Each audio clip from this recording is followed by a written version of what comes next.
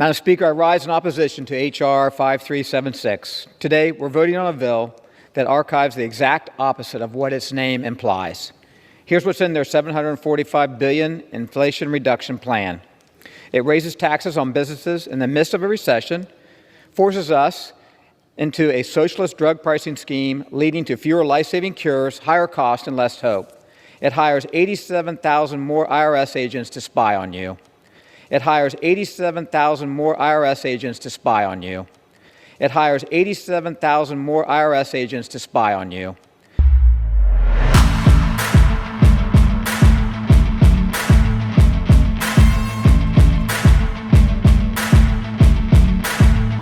What's up, guys? So this is gonna be a different video, something you're not used to seeing on this channel, but I want this to be a stark warning for all Americans that see this. Share it with your friends, your family, get it out there. Oh man, this has been a whirlwind. The last 48, 72 hours have been insane, and let's go over it. So back in, God, what was that, end of 2022, early 2023, the Biden administration, we'll say the administration because it's the Senate, it's everyone else, Inflation Reduction Act, which actually didn't reduce inflation. But they're politicians, they lie about everything. The Inflation Reduction Act literally, among other things, one of the things was they were going to hire like 87,000 new IRS agents, and this is key right here. This is key. Kevin McCarthy at the time, before it got passed, he was trying to gain support that these new agents are going after middle class or lower class Americans, not the ultra wealthy that Feinstein and all the top other brass of the Senate, Joe Biden, everybody was saying, no, we're just going after the rich people. Don't you worry. Get worried quick. My last name starts with AB. They're starting. It's coming. I don't know what else to tell you. I know there's people that are going to fact check this. Oh, this can't be happening. I am literally not even audited. I'm not being audited. So let's start at the beginning here. So around July 5th, July 5th, because it was 5th or 6th, I received a voicemail. Hey Jed, this is John, just calling, check in, we were supposed to meet, can you call me back? So I called the guy back, and it was, he didn't pick up, went straight to his voicemail, and it's, hey, this is John Benson with IRS. Hello, you've reached Revenue Officer John Benson with the Internal Revenue Service. I'm sorry that I could not take your call at this time. Please leave your name, number, and a detailed message. Why is IRS calling me? Didn't think nothing of it. Honestly, went through the weekend, next week, not much going on, right?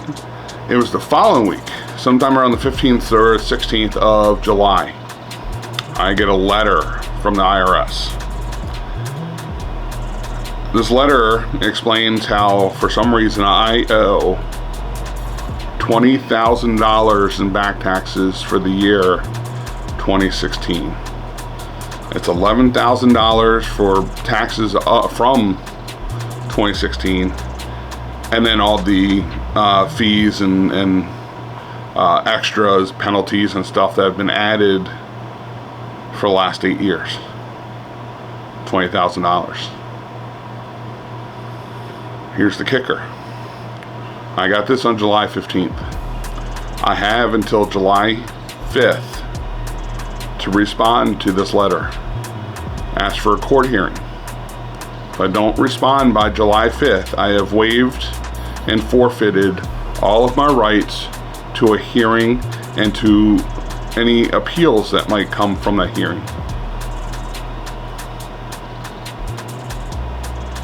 I got the letter 10 days after I forfeited my rights per the IRS.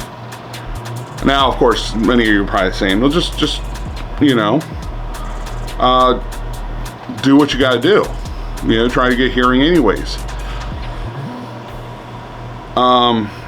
It was just after this, I'm like, okay, I gotta find my tax information. I can't find it for 2016 for some reason. And per IRS's own admission, you should only keep your tax records for 2-3 years. It's on their website. It's right here. You know, so I'm trying to find that. If you haven't been watching my other channel, I go into like start having a medical emergency, not because of this IRS thing. This is one of those in the back of your mind, like, okay, we'll figure something out. We'll get through this. This is what's going on right now. We'll figure it out. I'm looking for my information, you know, looking up different things. Start having a medical issue. I end up in the hospital. I've been in and out of the hospital, doctor appointments. Can't oxygenate my blood. I'm hypoxic. So I'm back and forth with doctors, yada yada. Not gonna lie, focusing on staying alive, kind of forgot about the IRS thing. It happens, right? Forgot about it. Today's Sunday, by the way. You're probably gonna see this on Monday. Sunday, August 4th. So it's been about 2 weeks since I got the letter saying that I've already forfeited my rights that were supposed to happen on July 5th. Oh, and the letter also said I had a meeting with this guy. That's why he called me. I had missed the meeting. The meeting was supposed to be like July 2nd or 3rd, like a phone meeting. That's why he was calling me. I apparently didn't show up for the meeting that I didn't know about from a letter that didn't show up to tell me that my rights had been forfeited and waived. They're gone because the letter didn't come in, and you would think the IRS, like, this is important stuff. Like, you should send this certified mail to show that, hey, he got it. It's been signed for, not best of luck to you. So I get paid on Fridays. This past Friday would have been my payday. I had a doctor's appointment with the lung specialist. You can see the video. The doctor, thank God, super cool because I couldn't pay my bill. You're supposed to pay your copay when you show up. I couldn't. My paycheck's there, but it's zero because the IRS has taken my accounts. 2 weeks. So I get the letter, and then 2 weeks later, they have seized my accounts.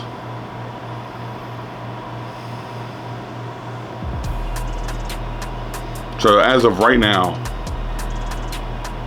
like I said, Sunday, I needed that paycheck to buy fuel, so I go to work, to buy food. I got enough food the last couple days, but I'm not a lot. I need food. I got to pay my car payment. I've talked to the bank. They're being pretty cool about it. I've explained things. So they're on the truck side. On the account side, they are basically saying, that's too bad, F you, nothing we can do.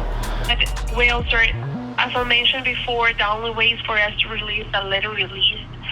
I do apologize for the inconvenience because I know that, as I mentioned, you need the funds to be released as soon as possible. But without the notice from the agency, we cannot move forward, right? That's Capital One Bank. But understand, it would be any bank. And we'll go over a little bit of the nuances of the IRS versus like the rest of the world, right? Like what else normally happens. So I can't pay my truck payment, can't pay my car insurance payment, which means I'm gonna lose car insurance, which means I gotta turn in my tags. I couldn't buy fuel. I got enough gas literally to get to work. Not even like to work and back a little bit. I have enough fuel right now to get to work one time.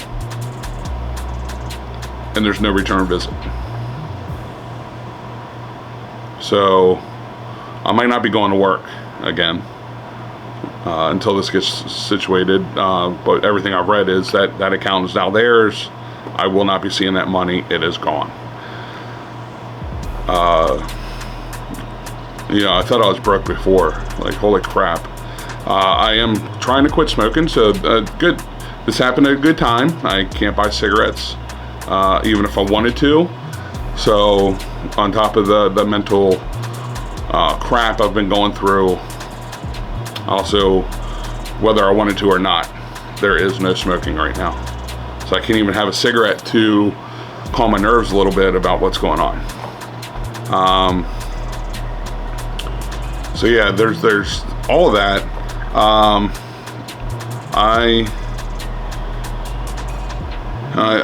don't know right now. I know in a year from now it's gonna be like, oh, God, it wasn't as bad as I'm making it sound. Or it's gonna be me on the streets after I've lost my house, my car, any ability to work because I don't have a car or a house, unable to take a shower, things like that. Inflation's already been bad enough, and now for them to come, I do believe it is erroneous. I think they're wrong, and this is where the nuances with the IRS come in. So if you were to go out and do something, and we're talking like semi-illegal, like if you were speeding, okay, and you get a ticket, you're doing 75 and a 65 or 75 and a 55, right? You get pulled over, cop gives you a ticket, you go to court. It is up to the cop and the state, the prosecution, to prove beyond a reasonable or a reasonable doubt that you broke the law, that you did something wrong. Beyond a reason of a doubt, you did something wrong. They have to prove that. The burden of proof is on the state, on the cop, on the prosecutors. It's on them. With the IRS, it is, and the letter, I'll take some, maybe screenshot it, maybe I'll, take photos of it. I'm gonna have to block out a lot. I don't want to give away like the agent's name, stuff like that. It's just, this is my way of fighting back, is just letting everybody else know. Be warned. My last name starts with AB. They're coming. If they decide that for some reason they need more money because they don't think you've paid enough taxes, just don't think about it. Go get a loan immediately, because I don't know anybody that's got this kind of money to pay, and just pay it.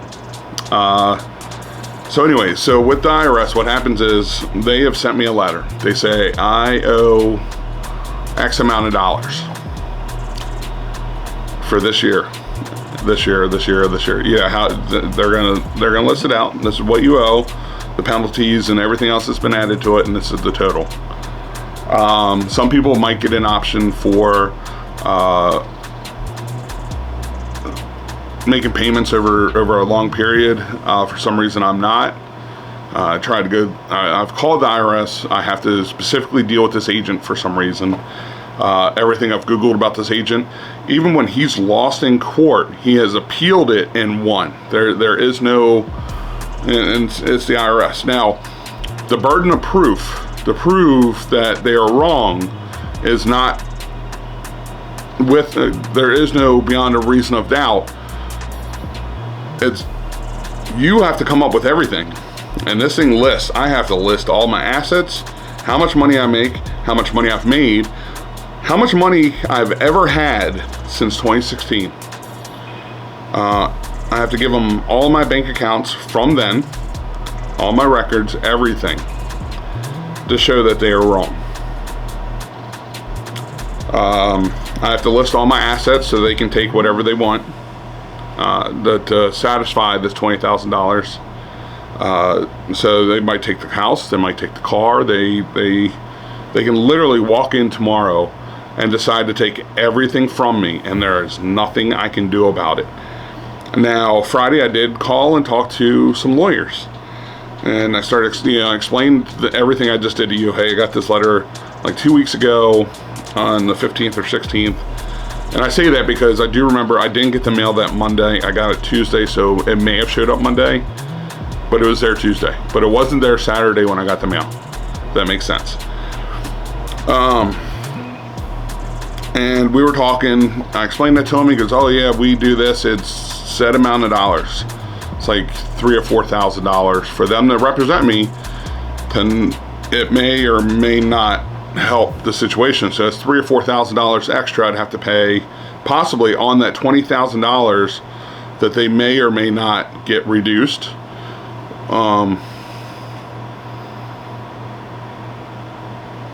But then once I told him they have my accounts, I don't even know if I would be able to pay that.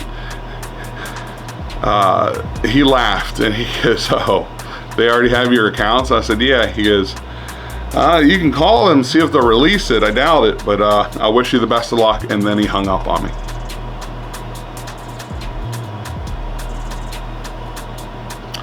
So again, this is just a stark warning.